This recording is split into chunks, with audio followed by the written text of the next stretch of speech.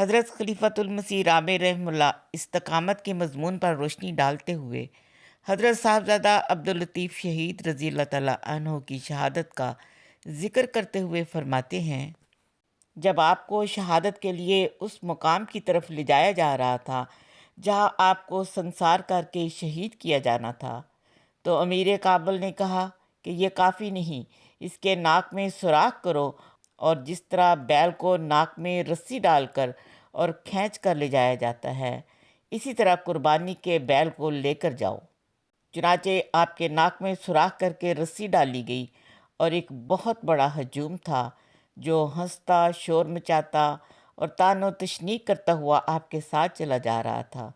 ان کے درمیان کابل کی گلیوں سے استقامت کا شہزادہ سر اٹھائے ہوئے گزر رہا تھا، اور کوئی خوف اور کوئی بلا اس سر کو نگو نہیں کر سکی۔ وہ اس عظمت اور شان کے ساتھ ان گلیوں سے گزرا ہے کہ اس کی یادیں وہ گلیاں قیامت تک نہیں بھلا سکیں گی۔ جب صاحبزادہ صاحب شہید کو زمین میں چھاتی تک گاڑ دیا گیا تو بادشاہ وقت نے، جو آپ سے ہمدردی رکھتا تھا، آپ سے کہا کہ اب بھی آپ مسیح موت کا انکار کر دیں، اپنی جان کا خیال کریں، اپنے اموال اور جائیداد کا خیال کریں، اور اپنے بچوں کا خیال کریں۔ حضرت صاحبزادہ صاحب نے سر اٹھا کر کہا، اے بادشاہ، ایمان کے مقابل پر میری جان کیا چیز ہے؟ میرے اموال کیا حیثیت رکھتے ہیں؟ اور میرے بچوں کی کیا قیمت ہے؟ کچھ بھی نہیں۔ اس لیے تم وہی کرو جس کا تم ارادہ کر چکے ہو۔ اس پر بادشاہ وقت نے کہا کہ اگر تم انکار نہیں کرنا چاہتے تو مجھے اجازت دو کہ میں تمہاری طرف سے اعلان کر دوں۔ انہوں نے فرمایا، نہیں، میں اس کی بھی اجازت نہیں دیتا، اور تم نے جو کچھ کرنا ہے جلدی کرو۔ چنانچہ بادشاہ نے قاضی وقت سے کہا کہ پہلا پتھر تم مارو۔ قاضی نے جواب دیا کہ آپ بادشاہ ہیں، اس لیے پہلا پتھر آپ چلائیں۔ بادشاہ نے کہا، نہیں، شریعت کے بادشاہ تو تم بنے ہوئے ہو، تمہارا حکم چل رہا ہے، میرا نہیں، اس لیے پہلا پتھر بھی تم مارو۔ چنانچہ قاضی نے پہلا پتھر مارا۔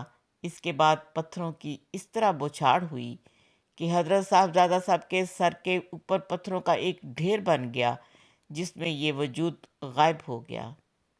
یہ وہ واقعہ ہے جسے بعض غیروں نے بھی دیکھا، اور مدتوں اس کی کسک ان کے دل میں رہی۔ چنانچہ ایک انگریز چیف انجینئر نے، جو انگلستان سے آیا ہوا تھا، اس موقع پر موجود تھا، اپنی کتاب میں اس واقعہ کا ذکر کیا ہے۔ وہ لکھتا ہے کہ اس مرد مجاہد کے چہرے پر کوئی خوف نہیں تھا۔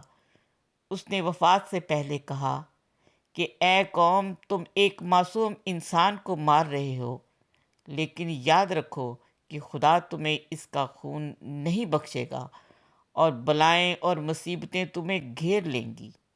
اس انگریز مصنف کے قول کے مطابق یہ وہ آخری اعلان تھا جو حضرت صاحبزادہ صاحب شہید نے کیا، اور اس کے بعد پتھراؤ شروع ہو گیا۔